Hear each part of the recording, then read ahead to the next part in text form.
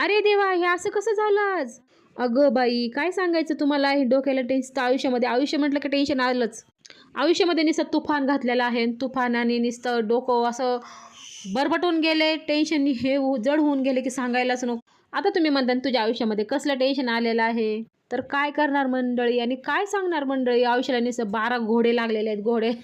असो, आयुष्य म्हटलं की टेन्शन आणि हे तर असणारच आहे.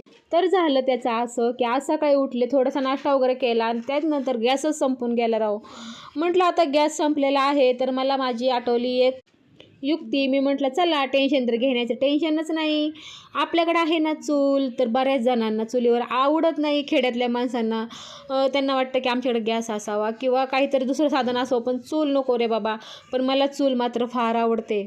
म्हणजे चुलीवरचा स्वयंपाक, आणि खास करून माणसं, शहरातली माणसं तर चुलीवरचा स्वयंपाक खाण्यासाठी, त्याच्यावरचं जेवण बनवलेलं खाण्यासाठी अगदी ज्या हॉटेलमध्ये चुलीवरचा स्वयंपाक केला जातो किंवा भाकरी केली जाते, भाजी केली जाते, त्या हॉटेलमध्ये आवर्जून जातात. मग तिथे पैसे किती का असेना, हो की नाही. मग माझ्याकडे होती गावाकडून आणलेली ही चूल लोखंडाची, आणि मस्तपैकी त्याच्यावरती मी स्वयंपाक केला.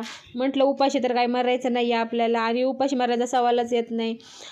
कारण माझ्याकडे पैसे असले की माणूस काहीही करू शकतो. तर चला, आपल्यासारखी गरीब माणसं आपण हेच काहीतरी असं अक्कल लढवणार नाही का.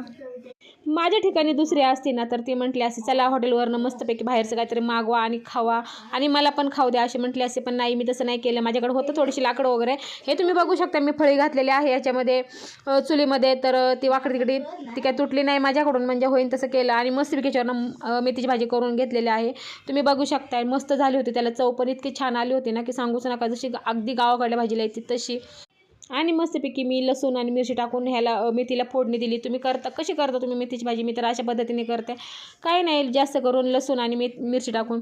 आणि हे बघा, माझं बाळ मला म्हटलं मम्मी धूर येतोय ना, तर चल तुला मी गॉगल घालतो, म्हणून त्याने गॉगल घातला. अरे देवा, हे तर काहीतरी नवलच होतं नाही का. आता कधी ना तुम्ही गावाला गेले ना, तर तुम्ही गावाकडले असाल ना, तर तुम्ही गावाला गेल्यावर ना काय करायचं माहिती आहे का, दूर डोळ्या जातो म्हणून असं गॉगल घालून बसायचा. मस्त वाटलं मला, तर खूप छान वाटलं. जर का आपल्या लेकरांनी आपल्यावर अशी माया केली ना, तर सांगायलाच नको. खूप म्हणजे असं मन भरभरून येतं. आणि मलाच हसायला येत होतं चुलीवर स्वयंपाक करताना गॉगल घालून. आणि मस्त भाजी वगैरे झाली होती.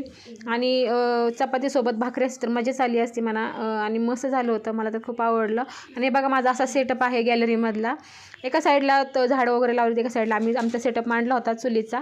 आणि झालेला आहे आपल्या ऑलरेडी स्वयंपाक. तर चला, माझे व्हिडिओ तुम्हाला आवडत असतील तर सबस्क्राईब, कमेंट करायला विसरू नका आणि शेअर देखील करा बरं का. Bye bye.